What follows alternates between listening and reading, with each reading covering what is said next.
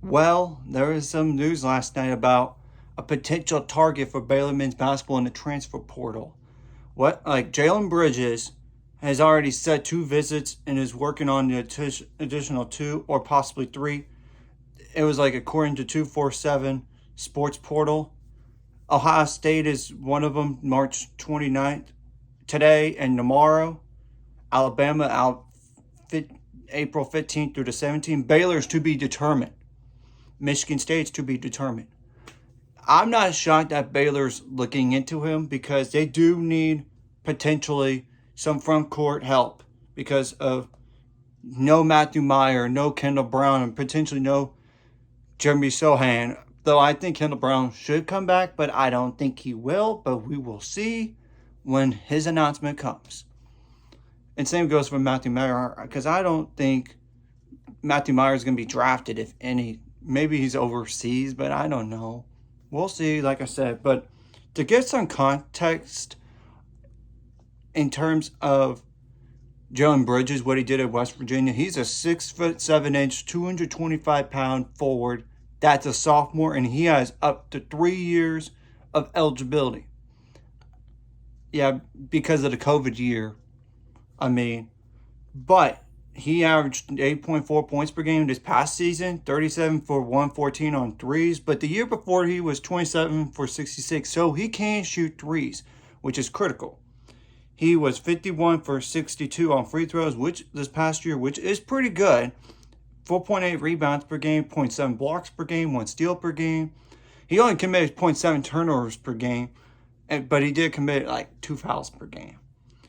And you got to remember, he did play at West Virginia, and they're known for their physicality on defense. You got to remember that. My only question about Jalen Bridges, really, is not him as a player. It's more like, is he a culture fit? Because the last thing Baylor men's basketball needs to do is get somebody that doesn't fit their culture. And I trust Scott Drew is going to find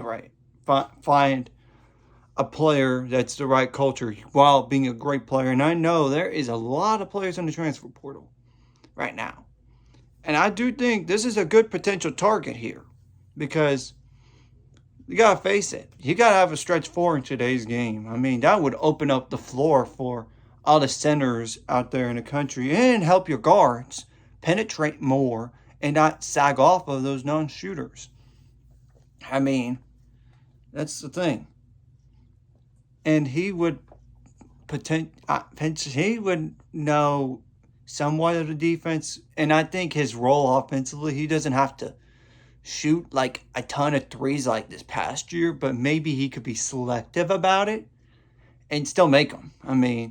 The year before, he only took like 66 threes, but I think West Virginia's team last year was better than this year, obviously, based on the numbers. But it's pretty encouraging that they're going to try to find somebody, which I knew they're going to have to.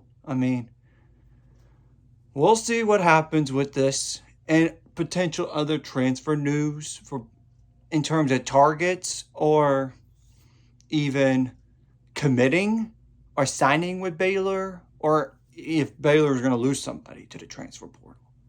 And we will see on the filling the role for Jerome Tang and the coaching staff stuff. I'll update on that as soon as I hear it. Anyways, if you like this content, hit the subscribe button, and I'll see you guys later. Let's get me to 400 subscribers or more by the end of this year.